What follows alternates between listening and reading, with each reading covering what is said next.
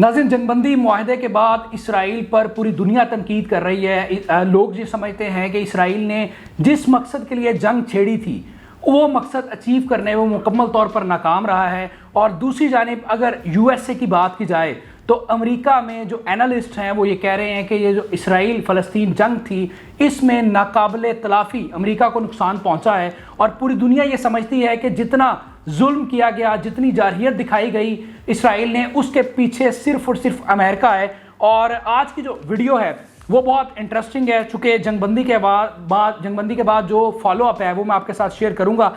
एक रिपोर्ट सामने आई है और इस रिपोर्ट में बताया गया है कि 7 अक्टूबर से जारी जंग में 85,000 टन बरूद बरसाया गया फ़लस्तीन पर, जिसमें से 47,000 से ज़ायद फ़लस्तीनियों की नस्ल कुशी की गई, जबकि 1.5 लाख से ज़ायद जो शहरी हैं वो ज़ख्मी हुए।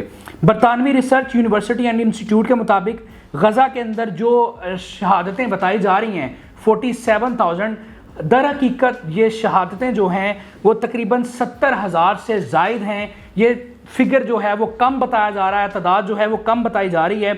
और ये जो 1.5 लाख लोग ज़ख्मी बताए जा रहे हैं ये दरअसल 1.5 लाख नहीं बल्कि 3 लाख लोग ज़ख्मी हैं। ये दावा किया है बरतानवी रिसर्च यूनिवर्सिटी एंड इंस्टीट्यूट ने कि हलाकतों की और ज़ख्मियों की तादाद जितनी है उससे काफ़ी कम बताई जा रही है। अच्छा, एक और ख़बर सामने आई है और कहा यह जा रहा है कि जो तबाहशुदा इमारतें हैं गज़ा में और जो घर हैं जो कि मुकम्मल तौर पर नेस्तो नबूद हो चुके हैं, तबाह हो चुके हैं, वहाँ से हज़ारों लाशें मिलने का ख़दशा है।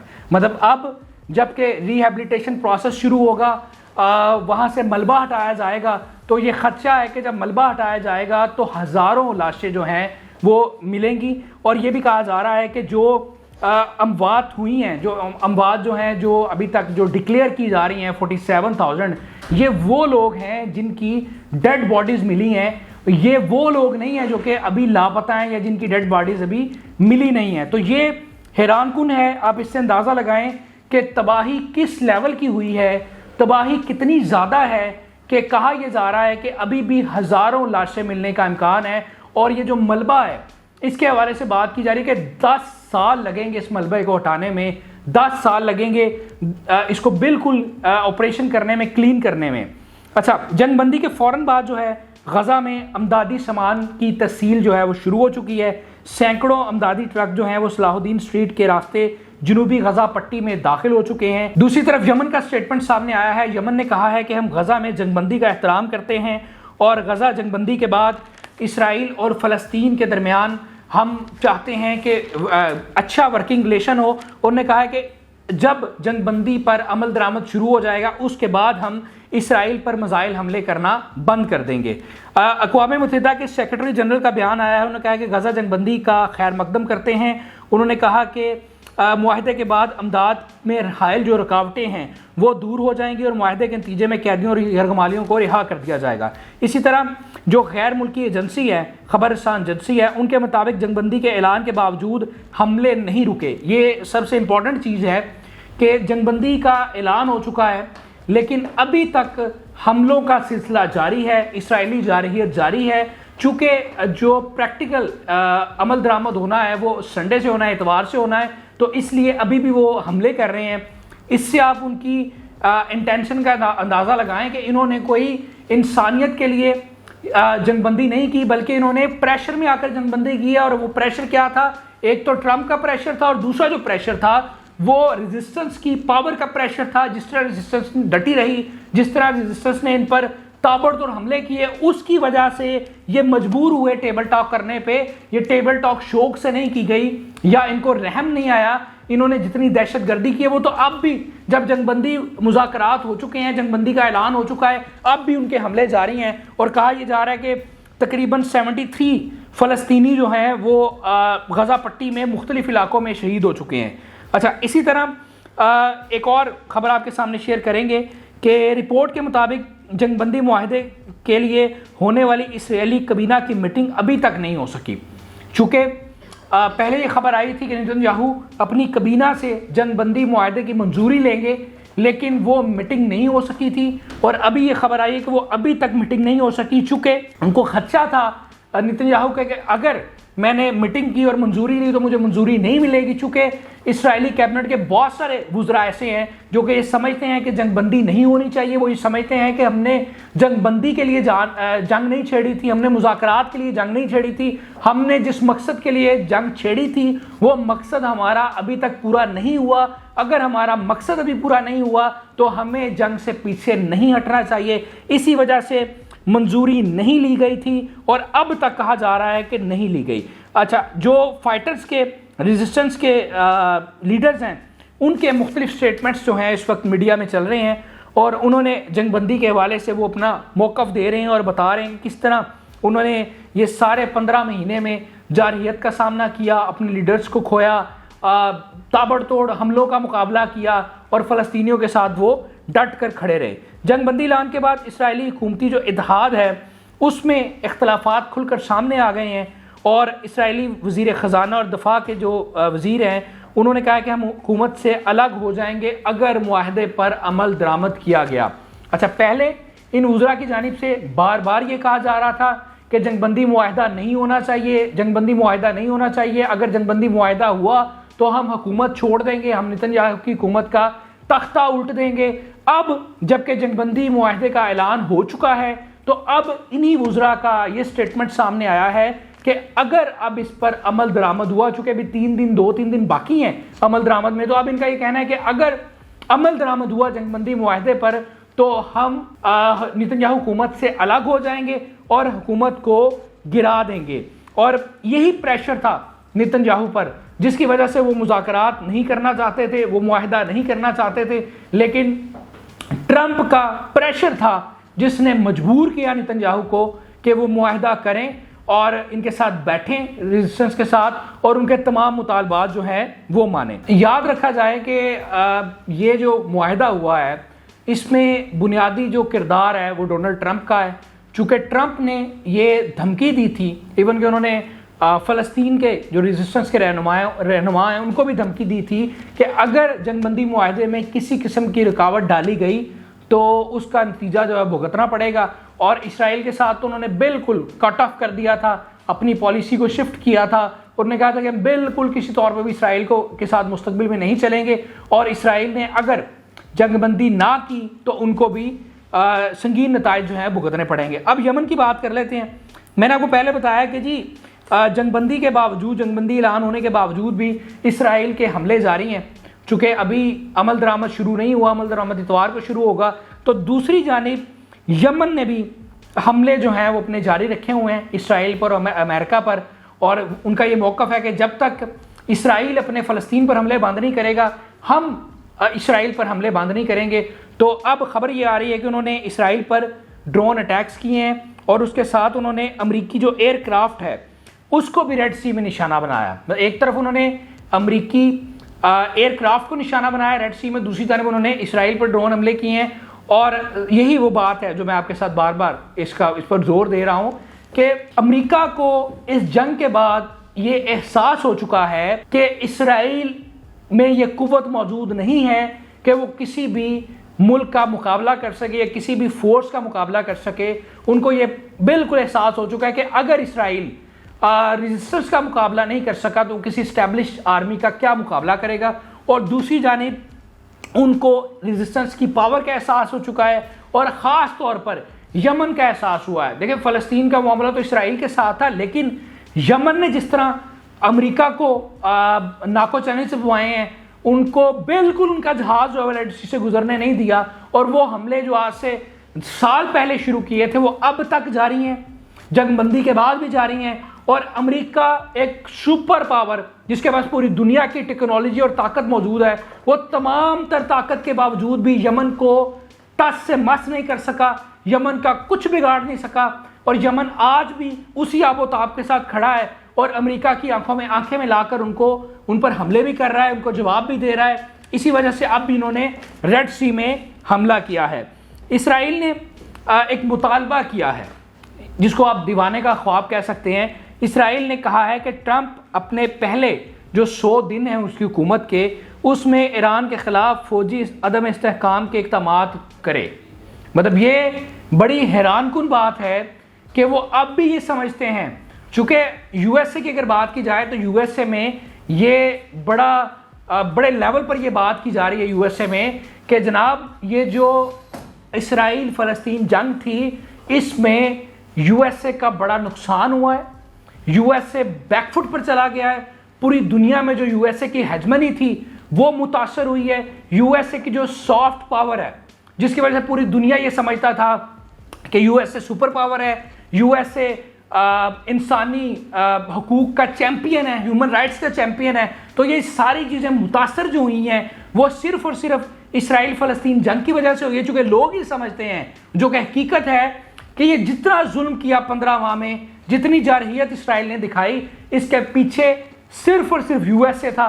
अगर यूएसए ना चाहता तो ये जुल्म नहीं हो सकता था। ये बाइडन और बाइडन इंतजामिया और ख़ास तौर पर इसमें ब्लिंकन का कलीदी किरदार मौजूद है। और आप देखेंगे कि जहां नेतन्याहू जो है वो अपनी सज़ा भुगतेगा, वहीं पर बाइडन जो हैं और उनके जो साथी थे ब्लिंकन, उनको भी वो भी कटहरे में आएंगे और उनको भी सज़ा भुगतना पड़ेगी।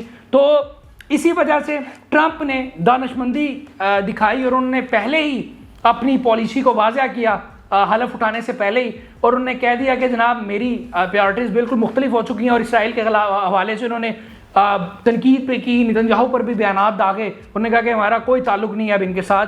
तो अब इसराइल फिर एक बार अमेरिका को देख रहा है और वो ये चाहता है कि जनाब अमेरिका जो है फिर ईरान को जो है वो डिस्टर्ब करे, ईरान को में अदम इस्तेहकाम के लिए कोशिश करे। लेकिन अब ऐसा पॉसिबल नहीं है। इस मिडल ईस्ट में, इस खिते में जो इसराइल समझा जाता था कि एक बड़ा पावरफुल है और इमर्जिंग पावर है, अब ईरान इमर्जिंग पावर है। अब ईरान का मुकाबला कोई नहीं कर सकता। और अब आज के दिन जो ईरान और रूस के दरमियान स्ट्रेटेजिक पार्टनरशिप होने जा रही है, उसके बाद तो ईरान नाकाबिले तस्खीर बन चुका है। चूँकि अब जो ईरान पर मैली आंख से देखेगा, रूस उसका जवाब देगा। रूस ईरान के साथ बिल्कुल खड़ा है, कंधे से कंधा मिलाकर खड़ा है।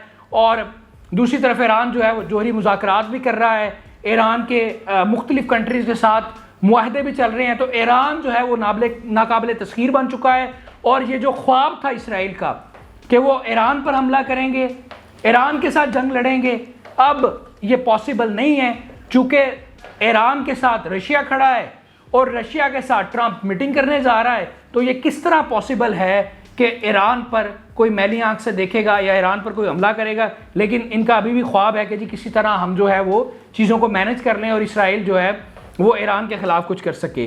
पोलैंड के सदर का बयान आया है, उन्होंने इल्ज़ाम लगाया है कि यूक्रेन नेटो में शामिल नहीं है, वो नेटो ममालिक में मुदाखलत कर रहा है। और उन्होंने कहा कि इसके इम्कानात बहुत कम हैं यूरोपीय यूनियन में शामिल होने के। इसी तरह जो जर्मन अपोजिशन लीडर हैं, उन्होंने ट्रंप के इलेक्शन का स्लोगन अपनाया है। और उन्होंने जो है इलेक्शन कैंपेन के दरमियान जैसे मेक अमेरिका ग्रेट, इसी तरह मेक यूरोप ग्रेट का नारा लगा दिया है। और 2024 में जो इंतखाबात होने जा रहे हैं उसकी जो मुहिम है वो बिल्कुल उस पैटर्न पे चला रहे हैं जिस तरह के ट्रंप ने अपनी कैंपेन चलाई थी। और अगर ये इलेक्शन जीतने में कामयाब हो जाती है, ये राइट विंग पार्टी है, तो उसके बाद आप देखेंगे कि ट्रंप जो है, जो कि एलन मस्क को पहले ये साइन कर चुके हैं कि पूरे यूरोप में जो है उनकी हम ख्याल हुकूमतें होनी चाहिए, तो फिर आप देखेंगे कि चीज़ें बहुत जल्दी से बदलेंगी और पूरे अमेरिका में, पूरे यूरोप में जो है वो इनकी मनपसंद की हुकूमतें होंगी। नाज़रीन, जंगबंदी के बाद ये सारी सूरत हाल है, बहुत तेज़ी से चीज़ें तब्दील हो रही हैं। और डोनाल्ड ट्रंप जो हैं उनकी पॉलिसी में, अमेरिका की पॉलिसी में वाज़ेह शिफ्ट नज़र आया है। एक तरफ तो उन्होंने अपने हल्फ उठाने से पहले ही ये जो जंगबंदी का ऐलान करवाया है, इस पर पूरी दुनिया उनको अप्रिशिएट कर रही है और पूरी दुनिया उनकी तारीफ़ कर रही है। दूसरी जानिब जो और एक बड़ी जंग छेड़ रखी थी अमेरिका ने, वो यूक्रेन और रशिया की जंग थी। उस जंग के भी जो मुस्तकबिल है वो बड़ा तारीक नज़र आ रहा है, बड़ा डार्क नज़र आ रहा है। उसकी वजह यह है कि डोनाल्ड ट्रंप अपने ओहदे का हलफ उठाने के बाद जो पहले गैर मुल्की सरबराह से मुलाकात करेंगे, तो वो रशिया के सदर प्यूटन से मुलाकात करेंगे। और जब वो प्यूटन से मुलाकात करेंगे तो डेफिनेट उसके मुस्बत नताइज सामने आएंगे। प्यूटन से मुलाकात के बाद जो है वो यूक्रेन जंग भी जो है वो उस तरह नहीं चल पाएगी और उम्मीद की जा रही है कि वहाँ पर भी जंगबंदी होगी और उसमें रशिया जो है वो बहुत ज़्यादा गेन करेगा। अब जब रशिया जो कि शदीद तरीन मुखालिफ है अमेरिका का, अब वो बर्फ़ पिघलना शुरू हो गई है। अमेरिका और रशिया जो है वो एक दूसरे के करीब आना शुरू हो गए हैं। जब ये दोनों करीब आएंगे तो फिर डेफिनेट रशिया चूँकि ईरान के साथ स्ट्रेटेजिक पार्टनरशिप कर रहा है, तो फिर ईरान भी जो है वो रशिया के थ्रू अमेरिका के करीब आएगा, तो सूरत हाल जो है बिल्कुल मुख्तलिफ हो जाएगी। चूँकि अब ट्रंप की जो नज़रें हैं वो ये समझते हैं कि जो बाइडन इंतज़ामिया ने अमेरिका को नुकसान पहुंचाया है, उनके इमेज को नुकसान पहुंचाया है, उनके इंटरनल मैटर्स को नुकसान पहुंचाया है, अब उनको रिवाइव करना है। और उसके लिए उनकी नज़रें जो हैं वो ग्रीनलैंड पर है। ग्रीनलैंड चूँकि बहुत इंपॉर्टेंट जजीरा है, दुनिया का सबसे बड़ा जजीरा है, और उस पर हम पहले भी आपको तफसीलन बता चुके हैं कि ग्रीनलैंड में पूरी दुनिया के ज़खायर मौजूद हैं, पूरी दुनिया की दौलत मौजूद है, और अगला दुनिया का हुक्मरान वो होगा जो कि ग्रीनलैंड पर काबिज होगा। और ग्रीनलैंड पर कब्जा करने के लिए इस वक्त चाइना भी कोशिशें कर रहा है, रशिया भी कोशिशें कर रहा है, और अमेरिका भी कोशिशें कर रहा है। लेकिन अमेरिका जो है वहाँ पर रेफरेंडम हुआ है, चूँकि ग्रीनलैंड का जो सारा एरिया है वो तकरीबन कुछ हिस्से में आबादी है जो कि तकरीबन 50-55 हज़ार के करीब है, लेकिन बाकी जो सारा हिस्सा था वो उस पर बर्फ़ जमी थी जो कि अब पिघलना शुरू हो गई है। जब बर्फ़ पिघल रही है तो उसके बाद वहाँ पर दुनिया के ख़जाने मौजूद हैं, और ऐसे ख़जाने मौजूद हैं कि जिस कंट्री के हाथ वो ख़जाना लग जाएगा उस पर कोई पाबंदियाँ असर नहीं होंगी, वो दुनिया को लीड करेगा, बल्कि वो पूरी दुनिया को एनर्जी जो है वो प्रोवाइड करेगा। तो इसलिए अमेरिका ने वहाँ पर जो लोकल उनके लीडर्स हैं उनको रिश्वत देकर ख़रीद लिया है, और एक रेफरेंडम हुआ है वहाँ पर। उस रेफरेंडम में जो वो 55,000 लोग हैं उनकी अक्सरियत ने ये फैसला किया है कि हमें अमेरिका के साथ इल्हाक करना चाहिए। और ये वो सारी कार्रवाइयाँ हैं, ये सारी वो कारकर्दगी है बाइडन की जो कि ओथ लेने से पहले की कारकर्दगी है। अभी ओथ नहीं लिया उन्होंने, तो उनकी ये कारकर्दगी है। तो ग्रीनलैंड के हवाले से चीज़ें क्लियर हो रही हैं कि वो अमेरिका के पास जा रहा है ग्रीनलैंड। और इससे पहले चूँकि ग्रीनलैंड जो है वो डेनमार्क के पास है, यूरोप में आता है, तो डेनमार्क से भी अमेरिका जो है वो बातचीत कर रहा है। और आप देखेंगे आने वाले वक्त में ग्रीनलैंड जो है वो इनके ग्रीनलैंड पर जो है अमेरिका कब्जा कर लेगा। अभी और बहुत सारी चीज़ें जो हैं वो उनका तयन होना ज़रूरी है। अपने बेहतरीन जो दोस्त थे अमेरिका, उनके साथ वो दूरियां अख्तियार कर रहा है, और जो उनके दुश्मन से उनके साथ वो दोस्तियां बना रहा है। उनका बेहतरीन दोस्त और उनका हमसाया कनाडा के साथ उनके हालात बहुत ख़राब चल रहे हैं, बड़ी कशीदगी है। चूँकि ट्रंप ने कहा है कि जी कनाडा की बचत इसी में है कि वो हमारे साथ एज अ स्टेट शामिल हो जाए। अगर हमारे साथ एज अ स्टेट शामिल नहीं होगा तो हम उन पर भारी टैक्स लगाएंगे कि वो सर्वाइव करना उनके लिए मुश्किल हो जाएगा। इसी तरह जो वेस्ट अलायंस है वो इस वक्त ख़तरे में है, चूँकि ट्रंप जो हैं वो यूरोप के लिए मुश्किलात पैदा कर रहे हैं, जिसकी वजह से यूरोप ये समझता है कि अब हमें खुद सर्वाइव करना चाहिए, अमेरिका के बगैर सर्वाइव करना चाहिए। चूँकि वो हर हुकूमत में मुदाखलत कर रहा है। एलन मस्क की ये बाकायदा ड्यूटी लगा दी गई है कि पूरे यूरोप को कंट्रोल किया जाए और यूरोप में अपनी मर्जी की हुकूमतें लाई जाएँ। तो ये तब्दीलियाँ आ रही हैं। और उसके बाद यूके के हालात बड़े ख़राब हैं, चूँकि उन्होंने ये एनर्जी जो है वो रशिया से लेना बंद कर दी थी यूएसए के कहने पर, तो अब वहाँ पर वो महंगी एनर्जी यूएसए से ख़रीद रहे हैं। तो इस वजह से हालात जो है वो बिल्कुल तब्दील हो चुके हैं, मंजरनामा बिल्कुल तब्दील हो चुका है। ख़िते में जो इसराइल जो पावर के तौर पर सामने आया था वो उसकी पावर जो है वो ख़त्म हो गई है। अब ईरान नई पावर के तौर पर सामने आ रहा है, और अमेरिका जो है वो नए इत्तेहाद बना रहा है, नई दोस्तियाँ कर रहा है, जो कि डेफिनेट एक बिल्कुल चेंज होगा मंजरनामा। तो नाज़रीन, ये आज की वीडियो थी, और इस वीडियो में मैंने आपको तफसील से शेयर किया कि जंगबंदी के बाद क्या डेवलपमेंट्स हो रही हैं, दुनिया कहाँ पर खड़ी है, क्या तब्दीलियाँ होने जा रही हैं। लेकिन एक बात बहुत स्टैब्लिश है कि जिस तरह 15 माह में फ़लस्तीनियों ने जारहियत का डट कर मुकाबला किया, अपने लोगों की कुर्बानियाँ दी लेकिन अपनी ज़मीन नहीं छोड़ी, और इसराइल ने अपनी पूरी ताकत इस्तेमाल की और पूरा जोर इस्तेमाल किया, बल्कि अपनी ताकत नहीं बल्कि पूरी दुनिया की ताकत, चूँकि उनके साथ अमेरिका की ताकत थी तो इसका मतलब है कि पूरी दुनिया की उन्होंने ताकत इस्तेमाल की, लेकिन वो उसके बावजूद फ़लस्तीन का कुछ ना बिगाड़ सके। चूँकि उन्होंने ये जंग जो छेड़ी थी वो 2 पॉइंट्स, 2 विजन्स थे उनके। एक उनका विजन था कि ये जो रेजिस्टेंस है इसका वजूद जो है मुकम्मल तौर पर ख़त्म कर दिया जाए। दूसरा उनका विजन था कि फ़लस्तीनियों पर इतना जबर किया जाए, इतना जुल्म किया जाए कि वो अपना इलाका छोड़कर मिस्र चले जाएं। ना तो रेजिस्टेंस ख़त्म हुई, उसी रेजिस्टेंस के साथ उन्होंने बैठकर मुज़ाकरात भी किए और मुआहदा भी किया और उसी रेजिस्टेंस की सारी बातें भी मानी, उसके सारे मुतालबात भी माने। दूसरी तरफ जो फ़लस्तीनी थे उन्होंने अपनी ज़मीन नहीं छोड़ी, उन्होंने अपने लोग शहीद करवाए, उन्होंने अपने घर तबाह करवाए, बच्चों के सामने माँ बाप को मारा गया, माँ बाप के सामने बच्चों को मारा गया। जितना जुल्म वो कर सकता था जुल्म किया, बर्दाश्त किया, कुर्बानियाँ दी, लेकिन किबला अव्वल की हिफाजत की, वो वहाँ से नहीं गए। इसी वजह से आज जो है वो सुरखरू हुए हैं। पूरी दुनिया ने देखा है कि आज हर कोई फ़लस्तीन की बात कर रहा है और फ़लस्तीन के जज्बे की बात कर रहा है, फ़लस्तीन की बहादुरी की बात कर रहा है, और फ़लस्तीन और रेजिस्टेंस जितनी पहले मजबूत थी अब उससे कई गुना बढ़कर सामने आई है, मजबूत सामने आई है। और रेजिस्टेंस के जो लोग शहीद हुए, लेकिन उनके साथ कई हज़ार नए जंगजू जो हैं उन्होंने भर्ती कर ली हैं और उनके पास जदीद टेक्नोलॉजी आ गई है, जिसकी वजह से दुनिया ये रिपोर्ट कर रही है कि जी रेजिस्टेंस अब पहले से बहुत ज़्यादा मजबूत है। और अब एक और चीज़ इस्टेब्लिश होगी इस जंग के बाद कि फ़लस्तीन एक आज़ाद मुमलिकत के तौर पर दुनिया के नक्शे पर आएगा। और अब दूर नहीं है वो वक्त कि जब दुनिया देखेगी, क्योंकि अब पूरी दुनिया से आवाज़ें उठना शुरू हो गई हैं, वो दूर नहीं है वक्त जब दुनिया देखेगी कि फ़लस्तीन एक आज़ाद मुमलिकत के तौर पर सामने आएगा और इसराइल का वजूद जो है वो ख़त्म हो जाएगा, इसराइल टुकड़े टुकड़े हो जाएगा।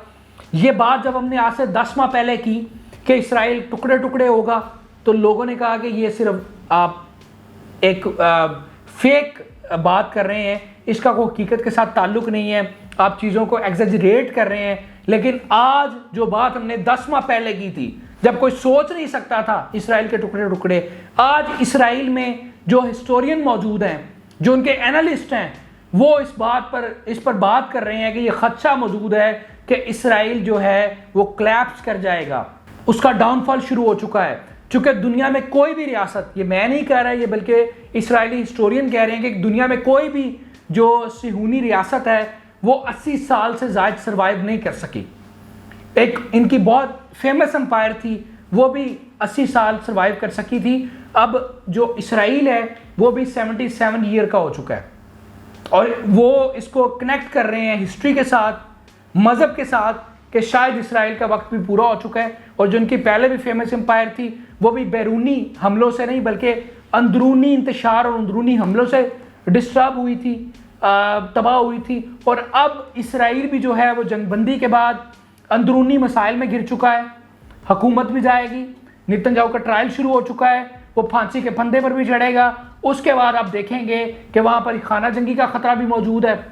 और ये उनके हिस्टोरियन कह रहे हैं कि इसराइल के लिए अब मुश्किलात बहुत ज़्यादा बढ़ चुकी हैं और उनका ये मजहबी उनका है कि जी इसराइल जो है शायद वो अपने खात्मे के बिल्कुल करीब पहुंच चुका है। नाज़रीन, मज़ीद वीडियोस के लिए हमारे चैनल को ज़रूर सब्सक्राइब कर लीजिए ताकि हर नई आने वाली वीडियो आप तक बर वक्त पहुँच सके। अपना बहुत सारा ख्याल रखिएगा। अल्लाह ने के बाद।